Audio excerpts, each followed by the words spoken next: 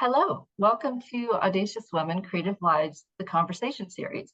I'm Ann Boyd, and I've been writing essays for my subscriber community through Substack. These go directly to people's inboxes, and for the past year, they've mostly been focusing on my journey as I left academia.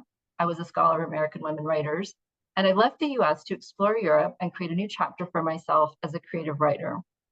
It's been a rocky road at times, which I've been quite open about in my essays, but my guiding light has been other creative women who forged fascinating careers and lives for themselves beyond the norm. And I've written essays about many of these women from the past who've inspired me, like the artist Suzanne Valadon, the writer Kay Boyle, the writer and artist Tove Jansson. And it was them I had in mind when I decided to call my newsletter Audacious Women Creative Lives. But I've also been inspired by real live women I've met on my journey, women who've helped me think creatively about who I want to be and how I want to live and how I want to work. And I thought it would be great to talk to some of them and record our conversations for you because I've been having amazing conversations with these women and I wanted to share with you some of their amazingness. So this is the first installment of Audacious Women Creative Lives, the conversation series, where I talk to women who are doing bold creative things in their work and in their lives. In the first part of our conversation, which is available for everyone, we discuss their public-facing ventures, how they're forging their own paths in their work, taking risks to create something new. And I asked them about their inspirations, how they figured out what they wanted to bring into the world, what obstacles they encountered along the way. But in the second part of our conversation, we'll get more personal. And that part of the conversation will be available to paid subscribers to the newsletter on Substack. And that's available to anyone. If you're watching this on YouTube or listening through a podcast app, you'll be directed to a link where you can go to Substack and watch the rest of it if you'd like to upgrade. So let's get started. My first guest is Diana Smith. I'll start by telling you how I met Diana. We met a little over a year ago when she reached out to me after reading one of my essays on Substack. I was trying to figure out if I wanted to do a master's in creative writing in the UK, and she had done exactly that, I think about a year or two before I did. And she came all the way from Colorado to do so. So she offered to share her experience with me and gave me so much great advice. And we just started sharing ideas and experiences and found we had so much to talk about. Since then, we've had nice long chats every month or two. And then last spring, I went and visited her in her adorable home in an adorable English town outside of Bath. And I was really moved by the life she's created for herself. But it hasn't been easy, I know, which I'm sure we'll talk about. So welcome, Diana. Diana M. Smith is a writer, professional leadership mentor, and book coach. For 15 years, she has run a boutique consultancy called RevelWise Creative, and she's helped leaders navigate creative thresholds and share their stories and experiences through writing. So let's turn it over to Diana. Perhaps you can tell us a bit about your background and how and when you decided to strike out on your own and create your own business. Yes, I'm happy to. Hello, Anne. Thank you so much. First of all, thank you so much for having me on your conversation series. I'm just so excited to be here. Yes, I'm excited too. Yes, we find that we just get to record one of our excellent conversations. Yes, yes. We'll just riff and see where it goes. Yes. Yeah, that sounds good. Yeah, so I started my business over 15 years ago now. I had a very eclectic career. I worked in a number of different fields, always in leadership, but I continually burnt out of those jobs. I would work very hard, usually work overtime, many hours. I was incredibly effective, but at a cost to myself. I would either hit my ceiling in that particular job or I would burn out, sometimes both. Interesting. I think it took me a couple of decades to burn out, but that's because I was on an academic schedule. And so during the Mm, summers, I would kind of recuperate. But I also yes. doing other work like research and writing when I wasn't teaching. So that we went through cycles. I think Mm. the work lives that we have in the US just seem naturally to lead to that because we just demand too much. They're not sustainable. Most jobs, I would say, actually, are not sustainable to our nervous system, and they're No. not sustainable actually to our creative gifts. And I believe all of us bring something to the world that nobody else can bring. And at the center of that genius is creativity. Mm. For me, the focus was really on making a living and all that we're told that we need to do and that we do need to do in order to support ourselves as an adult. But I had this really interesting conversation with some of my colleagues at work. I was working at a corporation, and sometimes there was a group of us who would go out after work for margaritas, and all of them at the table started to say how exhausted they were. And I joined in too. I said, "Yeah, gosh, I'm so tired." And one of them looked at me and she said, "Diana, you can't be tired. You're in your early 30s. You're not allowed to be tired yet." They were in their 50s. We all laughed at the table, but inside of myself, I could feel this warning, Mhm. this kind of dread. I can't keep going the way that I'm going for another few decades. So I wouldn't make it.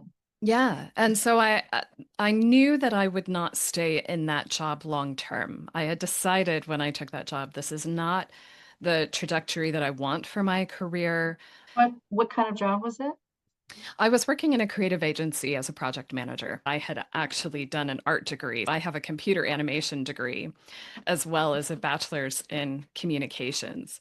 So I knew their creative process and how to time some of these projects. And that was part of my role, was to set out the projects for those things, knowing that creatives need spaciousness as well, that they don't work as machines.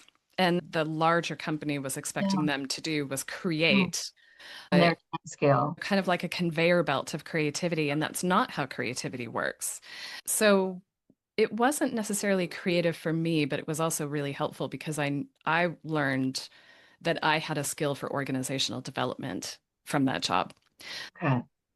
And did that then become the work that you wanted to do as you started your own business, or what was that transition then? Was that the last job you had where you just you kind of reached the end point, decided, okay, I'm just going to do this on my own? No, actually, because what had happened was after I went to art school, I had a chance to go on a volunteer trip to Africa. That experience in Africa, as you would expect, it completely transformed my worldview. And it opened something inside of me as well that I thought, wow, this world, there is this amazing world out there outside of the US. I wanted to experience more of the world, not just see it, Mm. not just travel to it. So that planted a seed, it sounds like, when you were It 20. did. The It same thing happened to me from did my, it. yeah, so I lived in Germany for a year when I was in high school. And then I lived in the UK, in England, in Canterbury for 6 months after college on a student work visa. And both of those experiences stuck with me. And I couldn't wait to get out into the world again. But I had a kid, so that made it more challenging. So once she was old enough to start traveling with me, I started doing summer teaching abroad. And that it just reactivated that bug, that desire to be out in the world and travel outside the Mhm. US. So that seed was planted, and what did it do for you then, and how did it transform the work that you wanted to do? It absolutely changed my thinking around everything. So I was doing quite a lot all at once. I was going through art school. I had traveled to Africa. I had seen this larger world that I wanted to be a part of, a world that had struggle that we didn't have in the US. And then at the same time, I'm working with adolescents, which is at a real cusp of transformation. Yes, And it sounds to me like you went through a transformation. At the same time, you felt like the most meaningful work you could do would be to help other people or create opportunities for other people to also undergo a transformation in their it lives. was, yeah, I don't think I knew exactly what I wanted to do. I just knew that I wanted to be a part of a solution. So my career took a few different paths. I continued to do youth work. I continued to travel, and I took some groups to Africa on volunteer trips and was really just trying to find a way where all of these things could come together in Mhm. one job, actually. I also wanted there to be a semblance of meaning and passion, which was not a word that was used in the workplace at that time. People thought I was crazy for wanting to do meaningful work because people just weren't having that conversation at the time. You Yeah, either work and you make money, or you go down the nonprofit route and you don't make money and you make a difference. I didn't have your experience of going to Africa, which would just be hugely transformative in terms of your worldview and how you wanted to contribute. But I definitely had this feeling that I wanted to love what I did. I wanted it to be a part of me, not just something I did to, punching in, punching out. Because I had that experience when I was younger as a temp worker. So I was saving money to go to England when I worked at an insurance company, and I saw how people would line up about 10 minutes before it was time to punch out. They would start lining up. Oh, it was soul killing. That's what work looked like to me. And the only way I could envision a path, a future for me that wasn't that, was staying in school. So I stayed in school and ended up getting a PhD and thought, well, hopefully this will lead to something. It was like threading a needle. I had one job interview when I graduated with my PhD, and I managed to get the job. I was very fortunate. It wasn't the dream job I'd always wanted, but it was a job. And it didn't pay well at all. And so it was like dealing with that disappointment over the years, but then realizing at a certain point that this wasn't the kind of work that ultimately I wanted to do. Academia is such a toxic environment, but it's, as is the corporate world, but you get sucked into Yes. that. But this question, right, of how to find something meaningful, something that you're passionate about, how to make money from it, that is at the heart of so many, I think, of the troubles that we have figuring out how we want our lives to be, because we have to make the money too. What I began to learn was all of us have this collection of what I call essential elements that are at work within us. They're part of our DNA. And all of those things in us need expression. They all need air to breathe. I think what's tricky now is that the conversation about work the pendulum has almost swung the other way, where now it's all about passion and it's all about purpose, and you have to make your purpose your job. And that I think can be an equally unhelpful conversation because actually, I think what it comes down to is yes, we need to find a way to make a living and support our lives financially. But we also have these core and essential elements in each one of us that need expression. I think the real question is understanding what are those elements that I have that are non-negotiable for me. They're just hardwired into who I am. Not everybody is going to want a job that has meaning.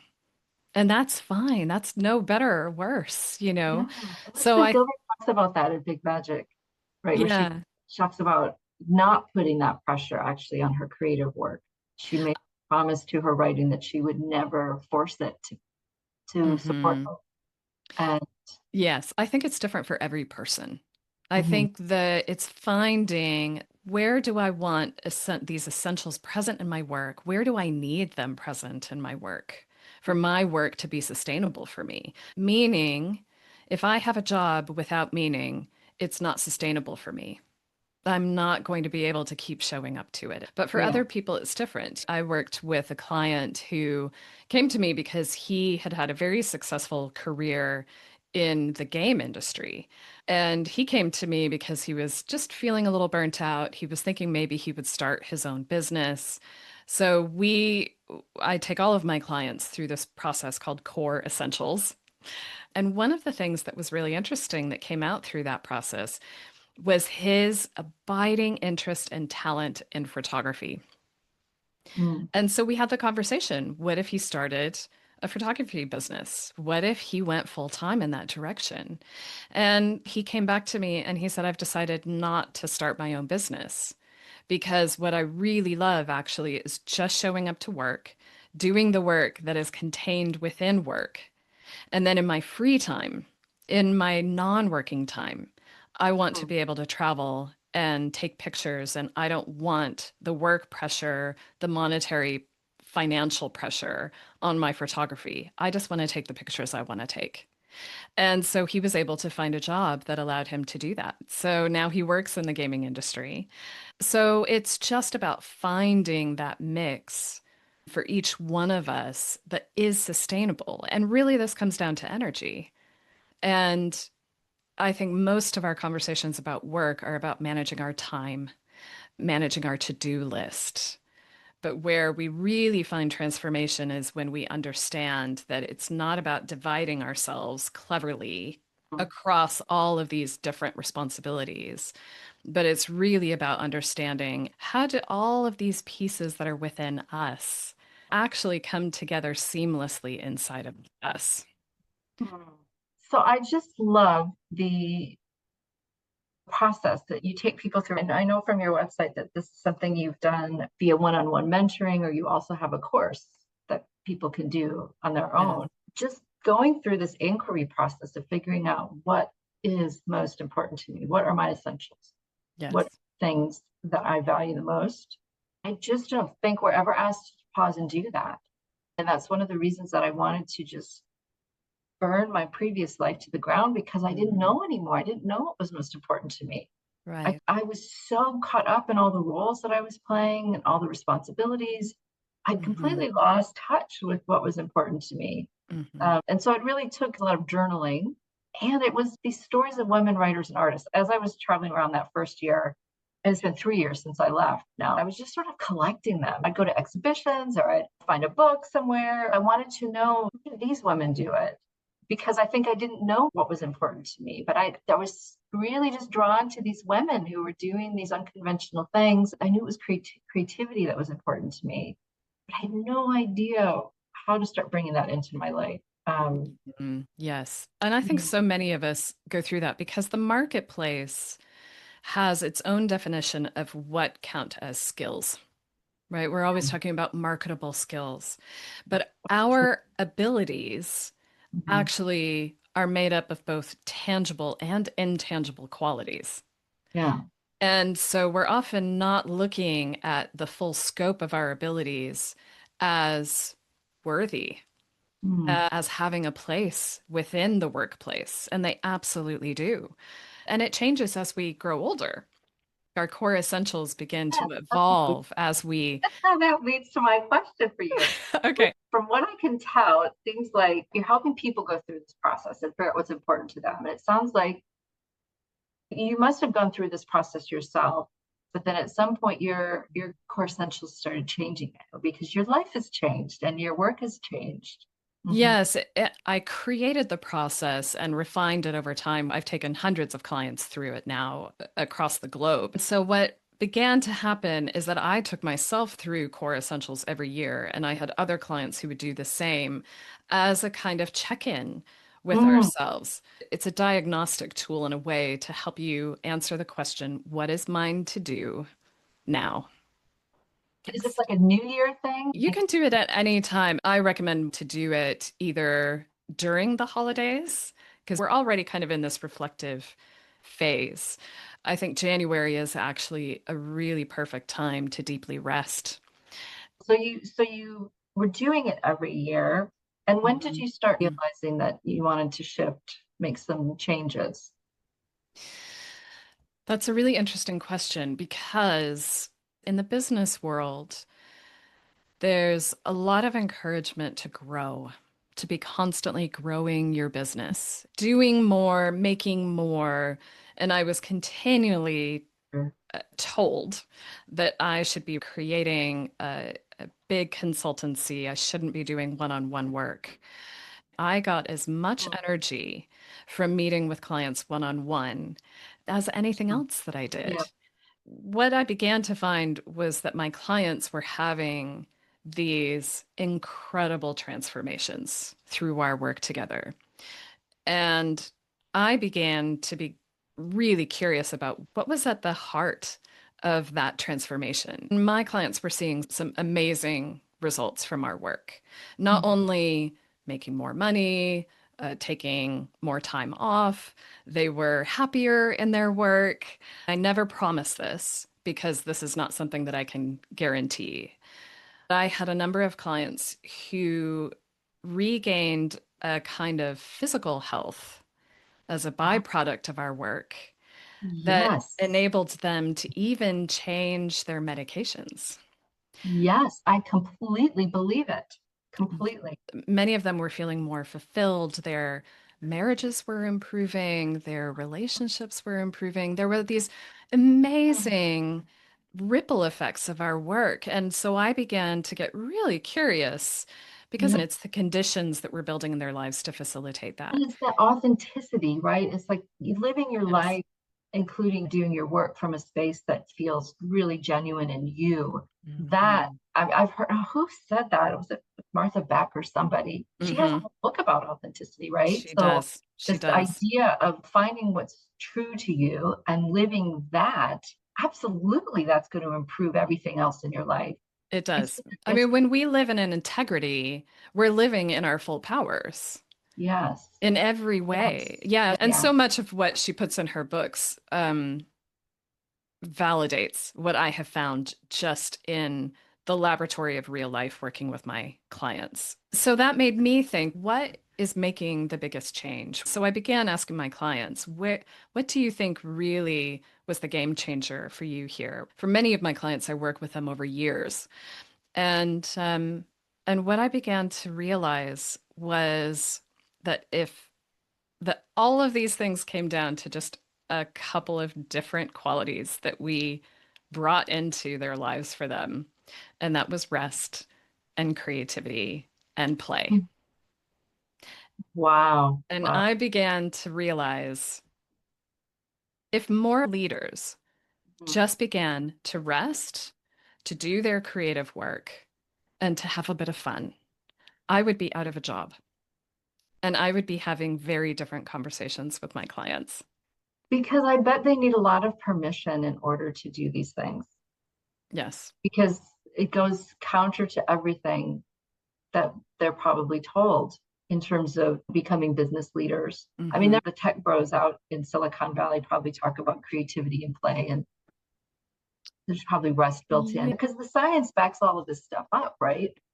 We know that we come up with Yes. ideas when we're in the shower or when we're driving, right? Hmm. It's the turning off the work brain That's that it. allows these solutions to come up. But I think it's so built into our work culture, right, that we have to be fighting through the trenches all the time. On all the time. I remember I would literally collapse on the couch every night about 9 o'clock. Mm. And I couldn't do anything after 9 o'clock. I would be so physically and mentally exhausted. I would work myself to exhaustion Mm. every single day. Well, and wasn't that I you was that expected in academia? No, no, I had colleagues who just taught the same stuff over and over, the same few texts, even. I was always wanting to do new things. But a lot of it too is the writing and research career that I took on and the way that it transformed beyond writing academic articles. So I was writing trade for trade presses, and I was doing a lot of publicity and doing a lot of writing for public venues around my research. And all of that was from me because that was what fulfilled me. It wasn't creative writing, but it felt like a step in that direction. Writing a biography was my way of trying to move into telling stories instead of just talking about stories and analyzing them and picking them apart. But getting back to where were we? We were talking about.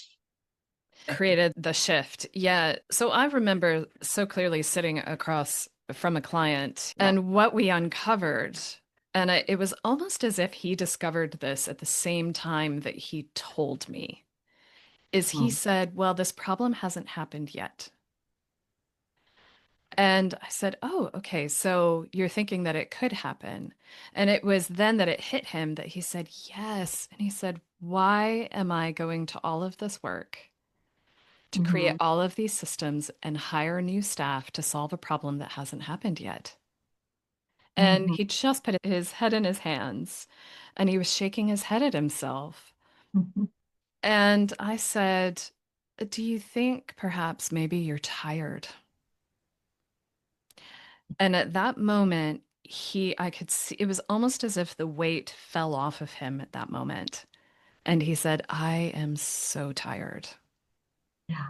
And I said, maybe what you need to do next is just get a bit of rest. Just take a little bit of time to rest. And he said, yes, that's exactly what I need to do. And then he grabbed his notebook and he grabbed his pen and he goes, okay, so how do I do that? And he's looking to me for instruction on, 3 or 4 steps I have to take. yeah, exactly. It was such an interesting question because in my mind, I I thought, I didn't know how to rest. I have no idea. I was feeling tension in my body. I couldn't actually relax my muscles. Hmm. And I was Hmm. actually, in and out of physical therapy as a result. I was having all kinds of trouble. Hmm. Hmm. Neck Yes. tension, shoulder aching, back bothering me. Yeah, Hmm. everything. Yeah, I just don't think we know. We don't know how to rest. And that question really began a trajectory for me of embarking on this study of what is rest, because it's more than just sleep, more than a vacation. So that was 10 years ago now, actually, that I began to really look at what is rest? What does it mean to rest? Because we're all different.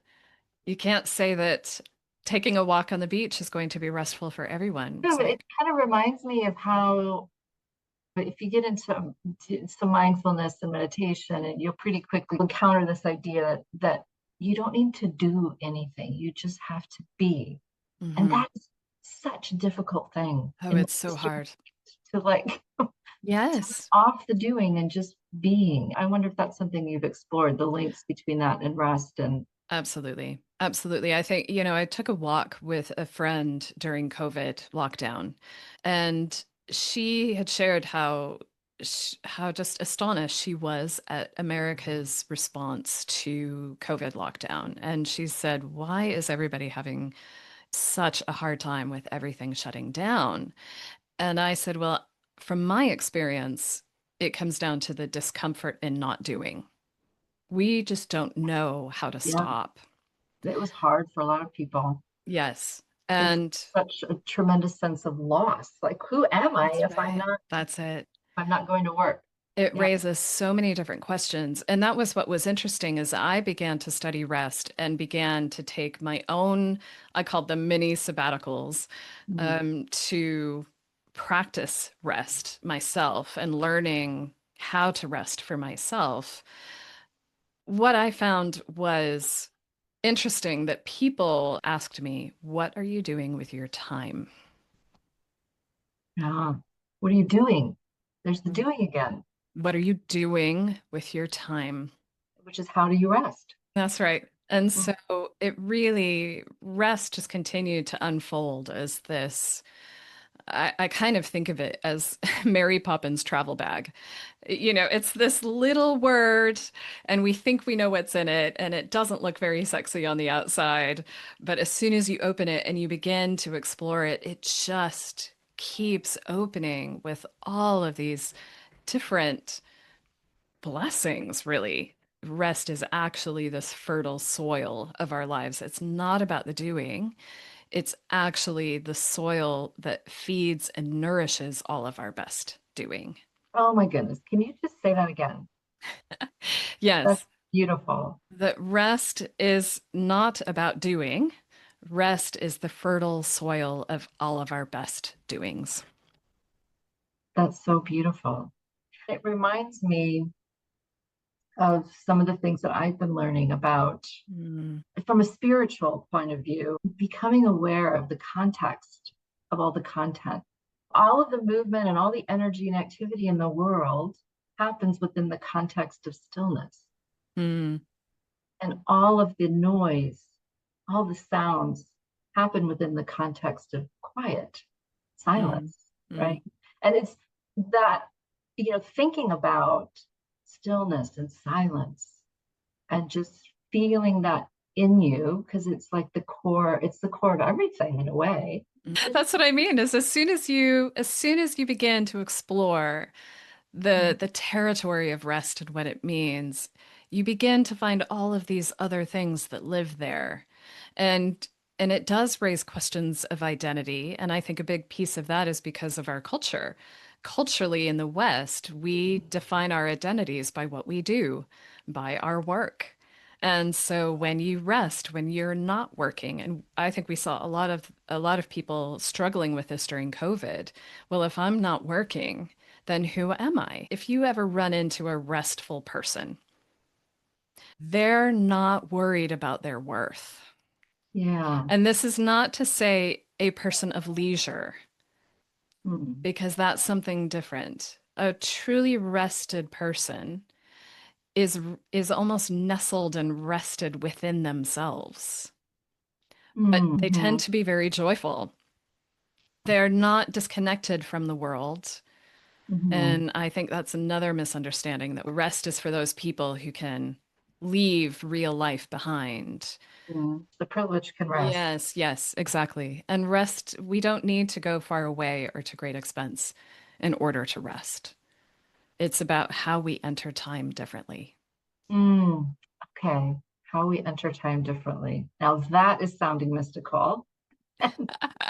Yes. I mean, we're spiritual beings, I believe. And so, of course, rest would have a spiritual element as well. Yes. Gosh. Okay. I feel like we could just now spend another hour talking rest. Yes.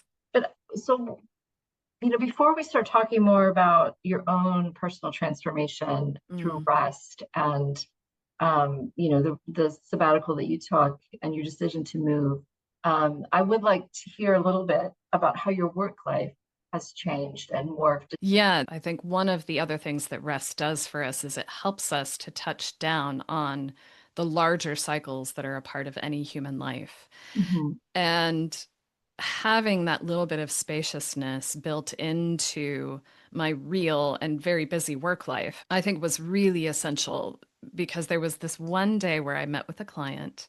We had this great conversation and we brought the meeting to a close. And when I walked out of the door of the cafe where we met, it suddenly occurred to me, I knew in my bones, it was almost a message coming to me that said, congratulations, the work you've been doing is over. You've completed You it. just heard this message. It was not an audible voice, but it was one of those internal voices of wisdom. And I just knew in my bones that the work I had been doing up until that point was complete. It just came out of the blue. And it was in that period of silence that I built into my life. After every client meeting, I would have a window of time where I wasn't working. I would allow myself to just kind of come back to center after my client meetings.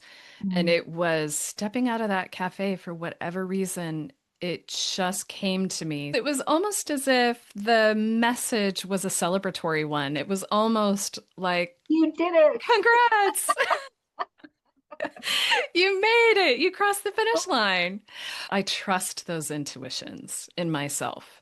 But my mind said, well, what on earth does that mean?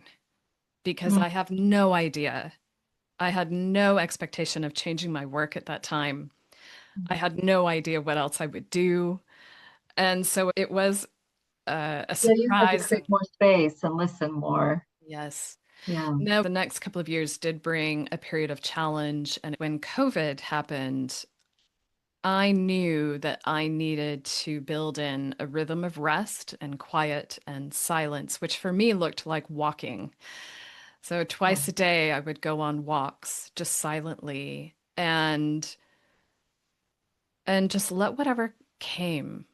I think that's the beauty in rest is just letting something else meet you there, Yeah. allowing yourself again that spaciousness. And it was during one of those walks that I was listening to the Slightly Foxed podcast. It's Mm. based here in I England. know of it. Yes. Yes, it's a wonderful podcast. And they were interviewing a man named Jim Crumley. He's a Scottish nature writer, and he was talking about the writer's territory. And he had shared an excerpt of a reading from a book from a man named Seton Gordon, a Scottish naturalist who lived in the 30s, 40s.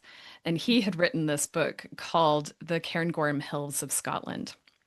Yeah. And he just repeated this little excerpt, and it was just the most beautiful language describing this moment where Seton Gordon had been hiking in the Cairngorm Hills, which are just these sweeping, rugged hills in the northern part of Scotland, and how the sky opened up and the sun came out, and he got this panoramic view below him. And he said, "This is why humans feel like we need to step away because we're met in this place by something else." He said it much more eloquently, So beautiful. Very but beautiful. he said it so beautifully that I just stopped. It just stopped me completely as I'm taking in those words. Mm. And then Jim Crumley says that it impacted him, those words impacted him, because it was then that he realized the possibilities of writing about the real world with a quality of literature. Mm. And when Jim Crumley said that, it was another anchor of knowing in me. He had put to words something that I had not been able to put to words myself, and that was, I want to be writing, and I want to write about the real world with the quality of literature. And you felt that desire in you, like it was the thing that would come next for you. Yes. So there were a lot of questions to be answering at that point. But for me personally, I knew that I had reached a level of burnout, that there needed to be some kind of change in my own work. And Yeah. I had not been able to name it up until that point that Jim Mm. Crumbley gave me the words for it. And I went So home that day, and that's when I started looking online for online writing courses because I knew that writing was what I needed to be doing in a really wonderful way. I've had so many clients over so many years tell me, when are you going to start writing? I was helping them to share their creative gifts, and a lot of my energy was going into that. It wasn't going into my own writing. And so it was during COVID that I thought, now's the time that I can really begin to commit myself to this practice of writing. It was not what I expected, but it was just an accidental click on a link online that I meant to look at an online writing course. And what I actually clicked on was a master's program. And that planted the idea. I thought, well, that sounds good. I would love to go back to school. And I had some really wonderful friends who said, well, why not? You know, so many of us were in that headspace around COVID too, yeah. where you recognize how short life actually is. And so why not live it? And I think that was the motivation and the impulse that actually powered me to go ahead and apply on a whim for a master's program.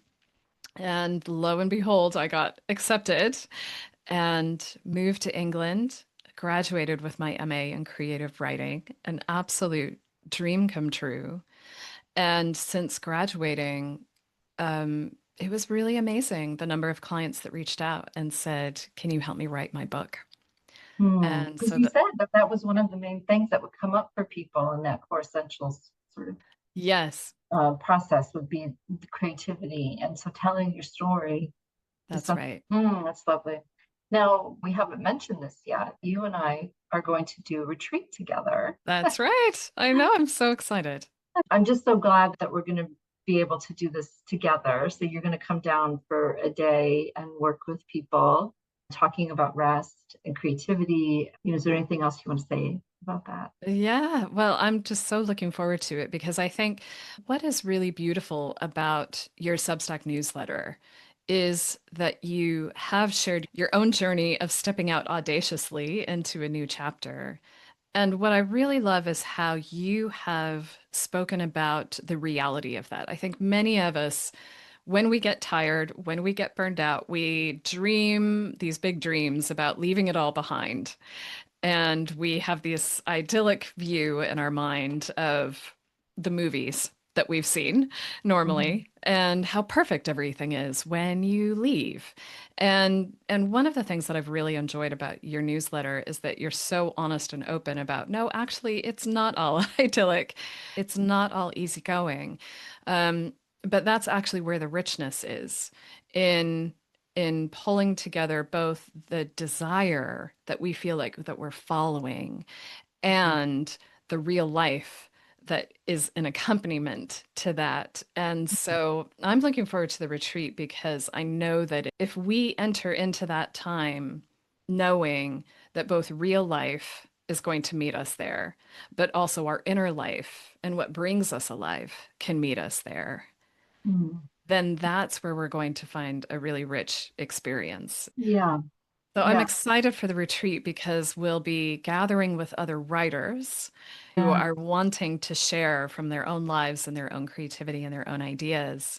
Yes, Um, I think this will dovetail really nicely with the conversations I'd like to have with folks too about finding out what is most important, right? mm, What it is that they really want to get on the page, because we get so caught up in the rules and the craft and, how do I do this? What steps do I take? Right? How do I do mm, this? But it's actually been in the pausing and the resting and the feeling the spaces open up that mm, I've started to hear the voices, mm, and I've found my way to the story that I want to tell. mm. Yeah, I think this will be really, really cool and interesting. And this is in November Mhm. 19th through the 23rd in West Wittering in West Sussex in England. I mean, if you're Yes. talking about starting small in a period of rest, this will be a really good way to practice Yeah. rest, is to come to the Yeah. retreat. Yes. And I say that really genuinely. Yes. Yes, And we built in plenty of time.